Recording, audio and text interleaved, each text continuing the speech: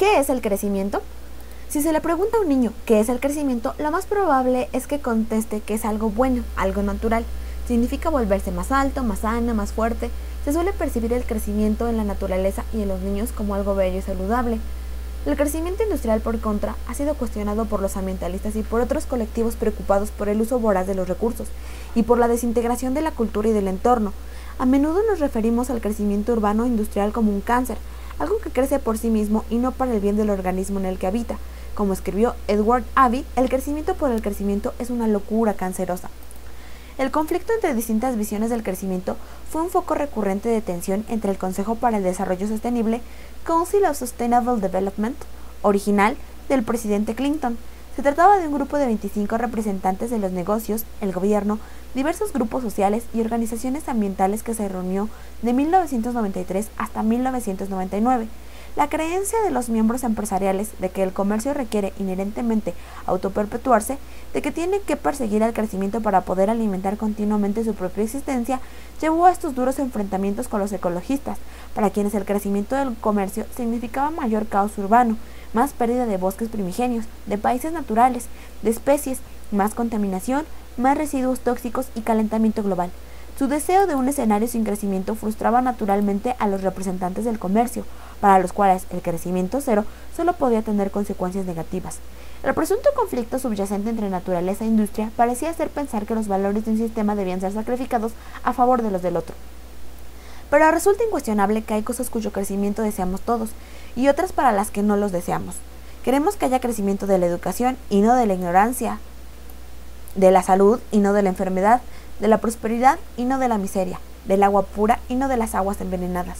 Queremos aumentar la calidad de vida. La clave no radica en reducir la industria y los sistemas humanos, como propugnan los abogados de la eficiencia, sino en diseñarlos para que sean mayores y mejores de un modo tal que reponga, repare y alimente el resto del mundo.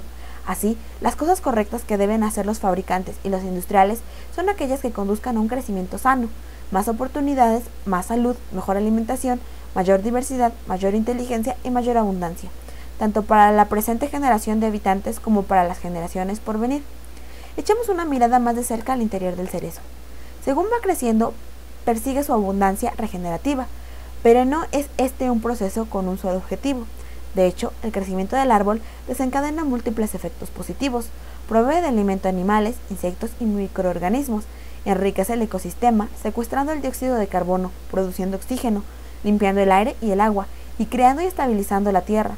Entre sus raíces y sus ramas, y entre sus hojas, aloja una variedad de flora y fauna que depende de él, la una de la otra, para dar soporte a las funciones y flujos que hacen posible la vida. Y cuando el árbol muere, vuelve a la tierra, liberando al descomponerse minerales que permitirían un saludable crecimiento nuevo en el mismo lugar. El árbol no es una entidad aislada separada de los sistemas que tiene alrededor, está inextricable y productivamente ligado a ellos. Esa es una diferencia fundamental entre el crecimiento de los sistemas industriales, tal como son ahora, y el crecimiento de la naturaleza.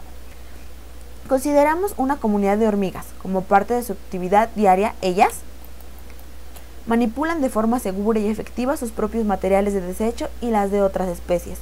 Cultivan y cosechan su propia comida mientras alimentan al ecosistema del cual forman parte. Construyen alojamientos, granjas, vertederos, cementerios, barrios residenciales y almacenes de alimentos con materiales que pueden realmente ser reciclados. Crean desinfectantes y medicamentos que son saludables, seguros y biodegradables. Mantienen la salud de la Tierra en todo el planeta. Individualmente somos mucho más grandes que las hormigas, pero colectivamente su biomasa supera la nuestra. Del mismo modo que no queda prácticamente ningún lugar en el mundo que no se haya visto afectado por la presencia humana, prácticamente no hay hábitat terrestre desde los inhóspitos desiertos hasta el centro de las ciudades que no haya sido afectado por alguna especie de hormiga. Son un buen ejemplo de población cuya densidad y productividad no son un problema para el resto del mundo, porque todo lo que hacen y utilizan vuelve a los ciclos de la cuna a la cuna de la naturaleza. Todos sus materiales, incluso sus más letales armas químicas, son biodegradables, y una vez devueltos a la tierra se convierten en nutrientes, restituyendo con este proceso algunos de los que tomaron para mantener a la colonia. Las hormigas también reciclan los residuos de otras especies. Las hormigas parasol, por ejemplo, recogen materia de descomposición en la superficie de la tierra, las llevan abajo sus colonias y la utilizan para nutrir los huertos de hongos que cultivan como alimento en galerías subterráneas. Con esos movimientos y actividad, transportan minerales a las capas de tierra superiores, donde la vida vegetal y los hongos pueden emplearlos como nutrientes. remueven y airean la tierra y excavan canales para el drenaje, jugando así un papel vital para el mantenimiento de la fertilidad y la salud del suelo. Son realmente, como señaló el biólogo E.O. Wilson, las pequeñas criaturas que hacen por que el mundo funcione, pero aunque lo hagan funcionar, no lo sobreexplotan. Al igual que el cerezo, hacen del mundo un sitio mejor. Algunas personas utilizan la expresión servicios de la naturaleza para referirse a aquellos procesos que, sin intervención humana, purifican el agua y el aire, mitigan la erosión, las inundaciones y las sequías, descomponen y desintoxican los materiales, crean tierra nueva, su fertilidad y renuevan su fertilidad, mantienen el equilibrio y la diversidad ecológica, estabilizan el clima y, lo cual no es menos importante, nos ofrecen satisfacciones estéticas y espirituales. No nos gusta esa focalización que el uso del término servicios presupone, porque la naturaleza no hace nada de todo eso para prestar un servicio a la gente, pero resulta útil pensar que esos procesos como en una parte de una interdependencia dinámica en la que muchos organismos y sistemas diferentes se ayudan unos a otros de múltiples maneras. La consecuencia del crecimiento del número de insectos, de microorganismos, de pájaros, de ciclos del agua y de flujos de nutrientes tienden hacia lo positivo en cuanto que enriquecen la vitalidad de todo el ecosistema. Por otra parte, las consecuencias de un nuevo cinturón de centros comerciales, aunque puede presentar algunos beneficios locales inmediatos, puesto que el trabajo, mayor cantidad de dinero circulando por la economía local, y puedan incluso contribuir al crecimiento del Producto Interno Bruto total del país, son ganadas a costa del declive de la calidad de vida media. Más tráfico, asfalto, contaminación y residuos, que en última instancia socava incluso a algunos antes de los más sustentables beneficios de los centros comerciales ostensibles. Normalmente, la operación de fabricación convencionales tienen efectos colaterales, predominantemente negativos. A una factoría textil, por ejemplo, el agua puede llegar limpia, pero suele salir contaminada por tintes industriales, que normalmente contienen elementos tóxicos como cobalto, circonio, otros metales pesados y productos químicos para el acabado. Los residuos sólidos como los retales de tejido o los recortes de los telares presentan un problema añadido, pues la mayoría de la materia prima usada en los tejidos es de origen petroquímico. Los efluentes y lodos de los procesos de producción no pueden ser depositados en los ecosistemas de forma inocua, por lo que a menudo son enterrados o incinerados como residuos peligrosos. Las prendas, a su vez, son vendidas en todo el mundo y luego desechadas, lo cual normalmente quiere decir que o bien son incineradas y liberan entonces sustancias tóxicas, o bien son arrojadas a vertederos. Incluso en el más bien breve ciclo de la vida de la prenda, sus partículas por abrasión habrán ganado la atmósfera y luego habrán ido a parar a los pulmones de las personas. Todo ello en nombre de la producción eficiente. Prácticamente todos los procesos tienen efectos colaterales, pero pueden ser deliberados y favorables en lugar de involuntarios y perniciosos. Podemos sentirnos insignificantes ante la complejidad e inteligencia de la actividad de la naturaleza, y también podemos sentirnos inspirados por ella para diseñar algunos efectos colaterales positivos para nuestras propias fábricas, en lugar de centrarnos exclusivamente en un único fin. Los diseñadores ecoefectivos expanden su visión desde el objetivo inicial de un producto o sistema hasta considerar la totalidad.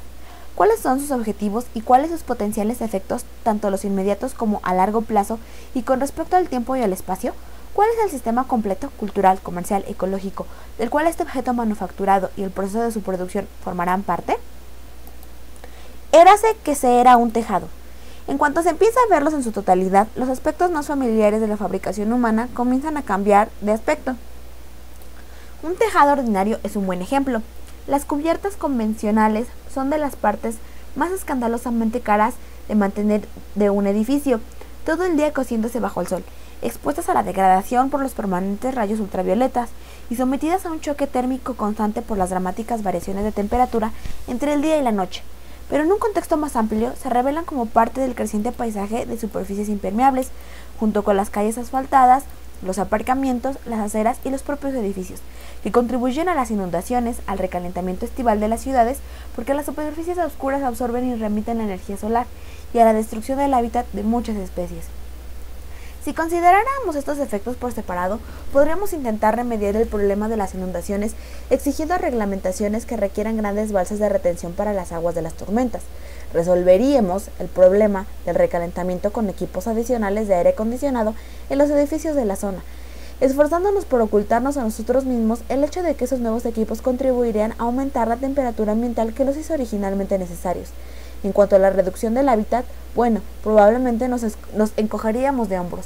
¿Acaso no es la vida silvestre una víctima inevitable del crecimiento urbano? Hemos estado trabajando con un tipo de tejado que da respuesta a todos estos problemas, incluyendo los económicos. Se trata de una capa de tierra, una matriz de crecimiento cubierta de plantas. Mantiene el tejado a temperatura constante y aporta gratuitamente refrigeración por evaporación cuando hace calor y aislamiento cuando hace frío, y protege el tejado de los destructivos rayos solares, haciendo así que dure más. Además, fabrica oxígeno, secuestra carbono y captura partículas como el hollín y absorbe el agua de lluvia. Y eso no es todo, se ve mucho más atractivo que el asfalto desnudo, y mediante la gestión del agua de lluvia ahorra dinero que de otro modo se perdería por culpa de los impuestos y los daños de las inundaciones.